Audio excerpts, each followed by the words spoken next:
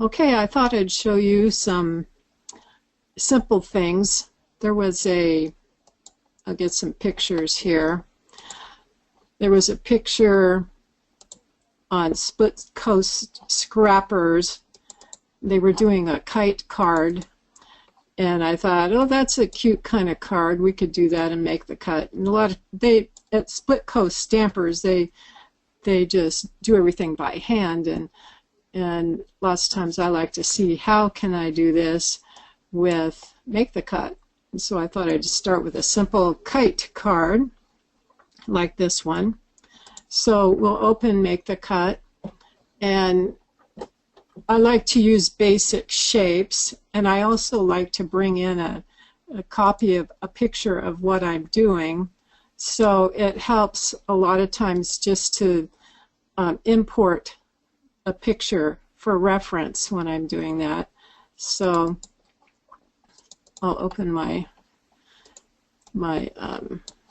card. So I have a picture here. To get the picture in, I just go to Pixel Trace and basically paste it in using Pixel Trace. I went to Split Coast Stampers, and there's in the notes, project notes, I put the tutorial in there. So if I need to remember how it was assembled or need to get a picture of it, I can just use my Windows snipping tool to grab a picture and then use Pixel Trace to bring it in. Let's see, if I go to Pixel Trace and then go to my kite card, I have a picture here that I grabbed using the snipping tool. Then I click on Open. Then under Threshold, when I want to bring a picture, I type in 255, texturize path, and apply changes, import. So now I get a picture in here, and at the top of the page I just put photo so that when I'm working, if I need to look at the picture, then I can always review, take a look at it, and see if what I'm doing is going to end up being like that. So what I do first is kind of work through it and figure out what does this thing look like, and then how can I make it look the same and make the cut. So what I see here on this finished project is I see a triangle here and a triangle here and a square with some score lines. So that's pretty easy to do and make the cut. I'm going to just start on a new page and show you how I would do this. And so I start out with a basic shape, double click on the square, I type in SQ to find the square and bring it over there. Then I also need a triangle. So I'm going to type in TR, and this triangle is the one that I need. Later I might need this one too, so I'll double click that one. So the card that they made was 4 inches wide, so I'm going to just type in 4 for the square. And if you leave the yellow lock icon, it will adjust both sides of the square. I'm going to put this on a green screen so you can see what I'm doing with it. I'll just kind of put that plus sign in the middle of the mat here. And then I'm going to use the top triangle needs to be 4 inches wide to fit the top of that square, and the top of the kite, it's actually, this top is going to be upside down. I'll show you over here that this is the finished kite, and it's down here at the bottom. So this is flipped over, so we have a shorter end and a taller end. So when I'm on my other page here, I'm going to make this 3 inches wide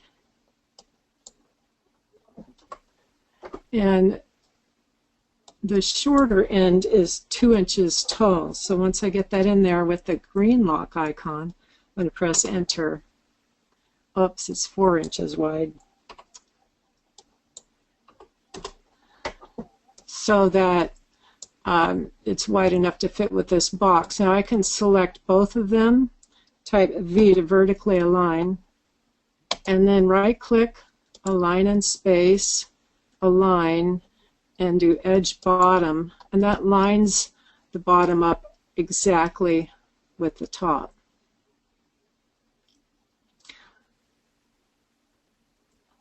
And what I need is another one of these, so I'm going to just click that one, hold Control and Shift and click it again, and I'm just going to flip it using the third icon from the left on the bottom. Use my arrow key to arrow down,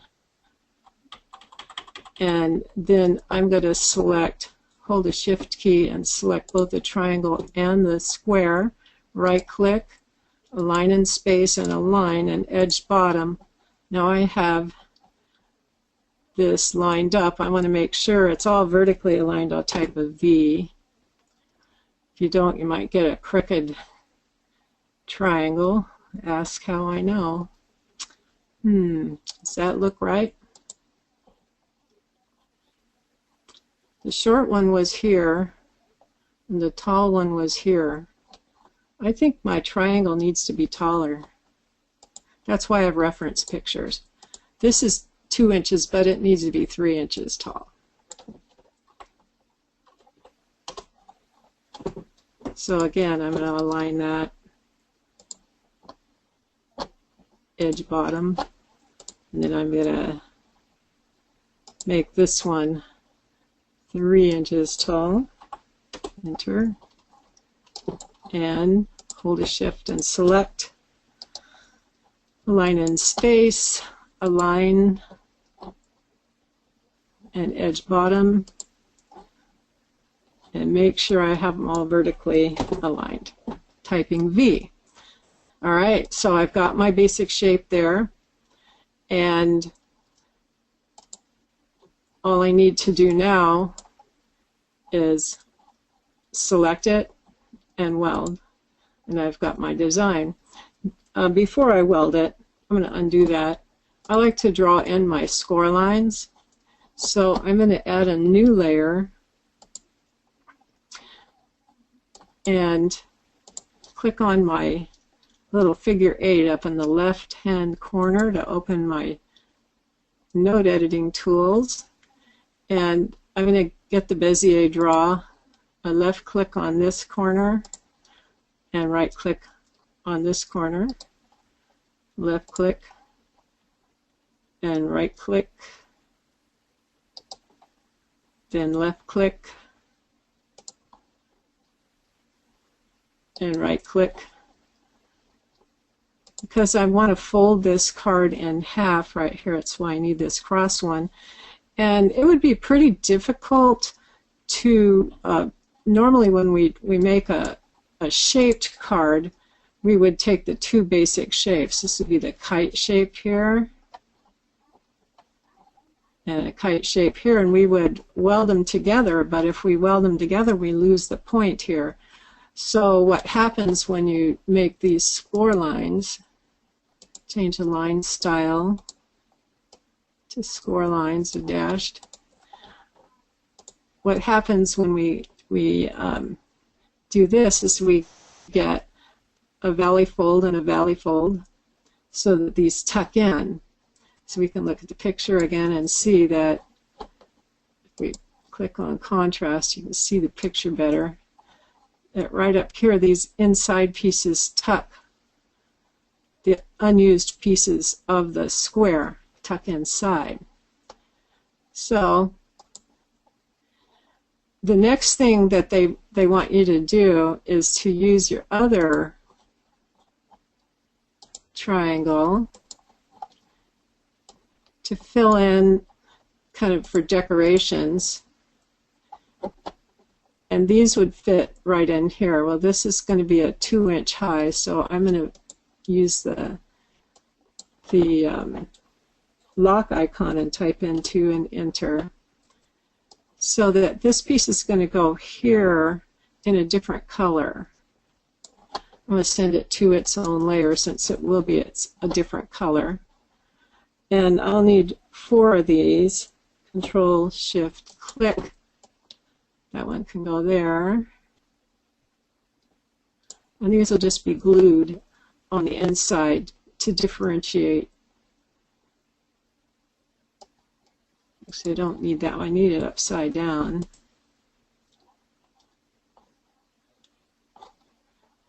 And mirrored. There we go. I want these pieces to be a different color so that I can see the kite shape. So now I'll select both of these holding Shift. I'll hold Control Shift click and mirror these. Hold the Control and move these pieces over the other side. So now I have some inside decorative pieces.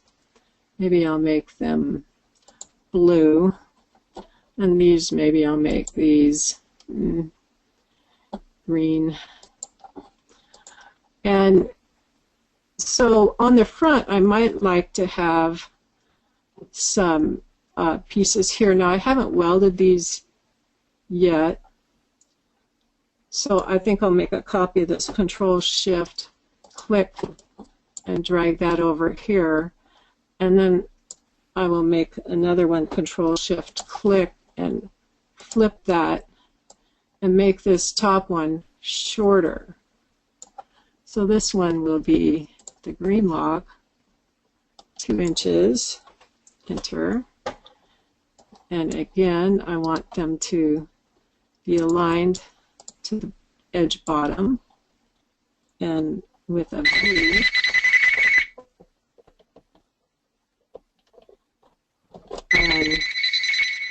And then I'm going to weld these. So I have the kite shape, but I don't want it to be the full size here. I would like to do a shadow of a -0.1 inset shadow, and select that, and maybe I'll make this piece, I'll put it on its own layer, and maybe I'll make that, maybe I'll make it orange, and that would go on the front here. So I've got my score lines and I've got my extra overlay pieces. But I'm going to hide these extra pieces in my score line, get rid of the extra layer. And now that these are ready to weld, I can just select them and weld them. And basically the basic card is done. I'll send the score lines to the top here and click on the eye to show all. And maybe go to the contrast mat so you can see the different colors. I don't really need this piece here, so I have these blue pieces would be decorations, and the orange piece would be a decoration, and the basic kite card would be the green shape here. Now the other thing that this photo had on it that I thought was interesting was this little tag. Now you could use any of the tags that you could find in the gallery or some from your collection, but I thought it would be fun to make that tag a custom tag. So what I did was I made my own tag, and I did that using a tilde shape from a font and 2 circles, 2 little circles and 1 bigger circle. So I'll show you how I did that and then how I made that tag out of these different shapes. So I'll just call this the tag. And to do that, I went to text and fonts, and I found a tilde that I like in the Samantha font. I've shown this before, but in case you didn't see it before, how I like to use this to make kind of nice frames. I double click that and it just is added at the 1 inch height, which is 1 inch is the size of my carrot.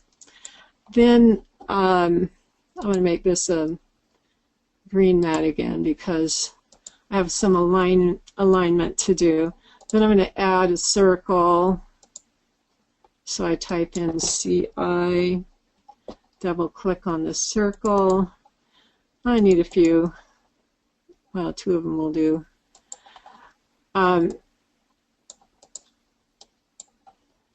would like the circle to be located about as high as the top of the tilde, but first I want to flip this.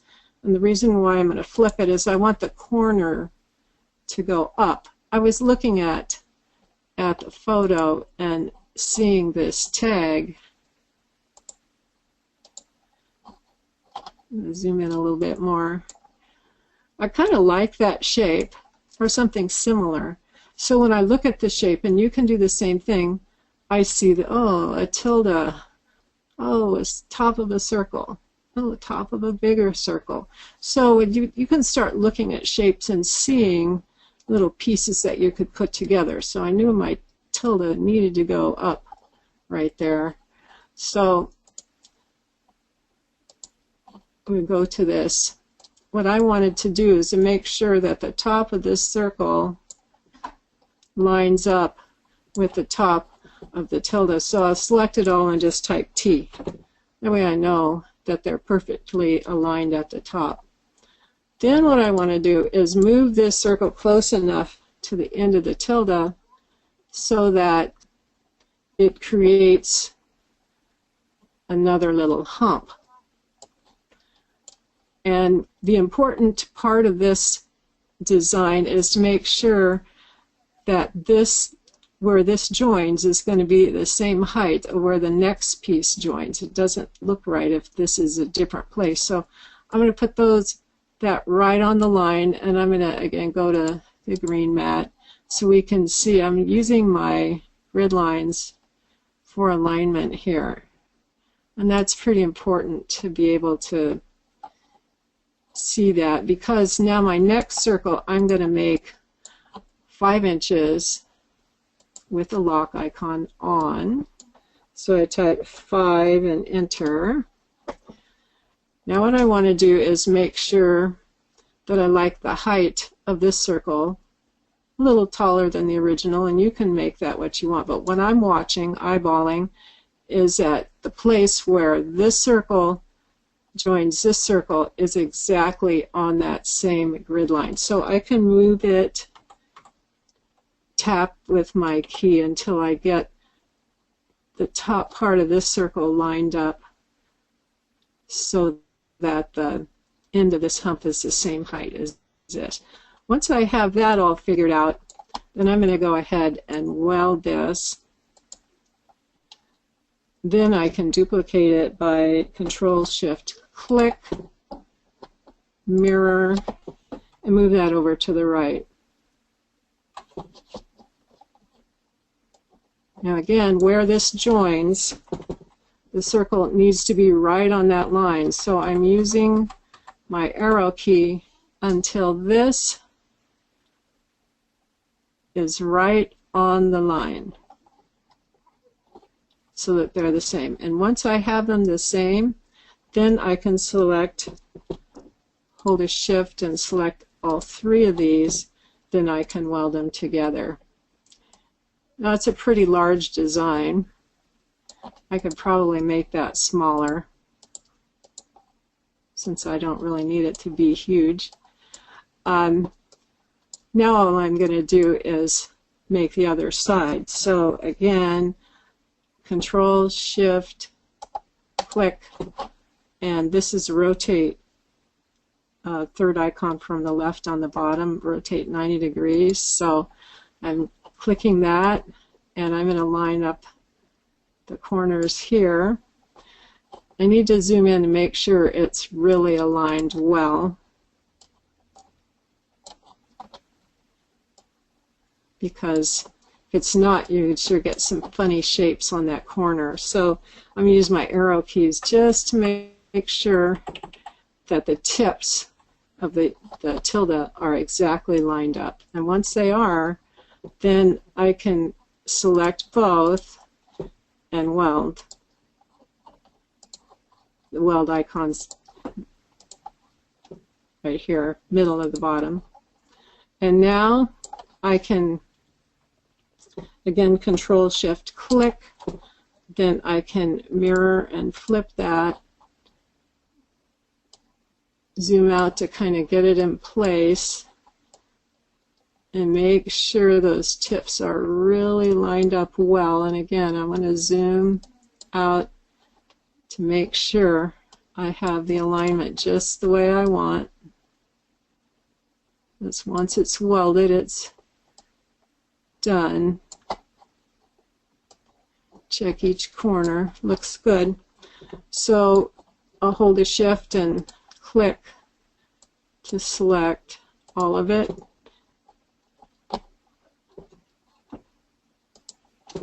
And now weld it all together. And then this black icon, this black square, is black out, and it fills the whole shape in. So now I have a custom tag to do with what I want.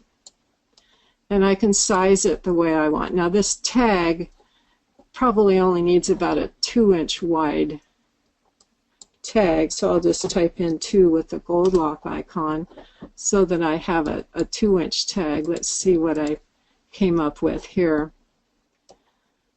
Now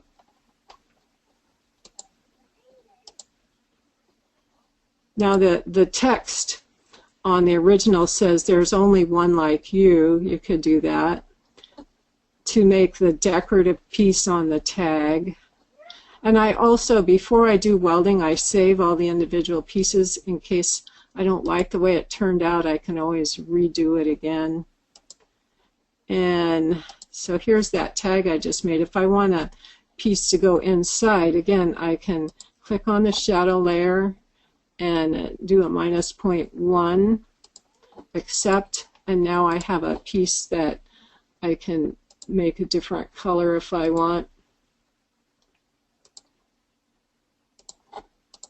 Make it however I like it to be. And then I can add text. When I do text, I like to use a journaling font. Lettering Delight has a whole nice collection of fonts. You can pick one you like for your occasion. Maybe this LD Dainty would be nice.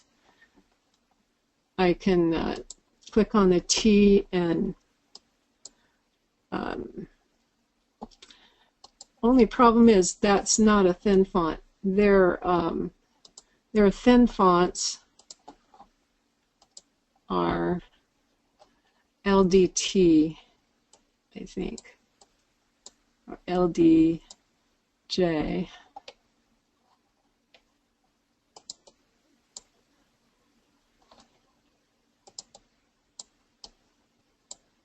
Yeah, LDT. And the difference between a regular TrueType font and the LDT is the LDT are single path fonts, single stroke fonts that work with a pen without duplicating it. So I could use any of these that are appropriate for what I want to write. If I were doing this for my husband, I might use funky.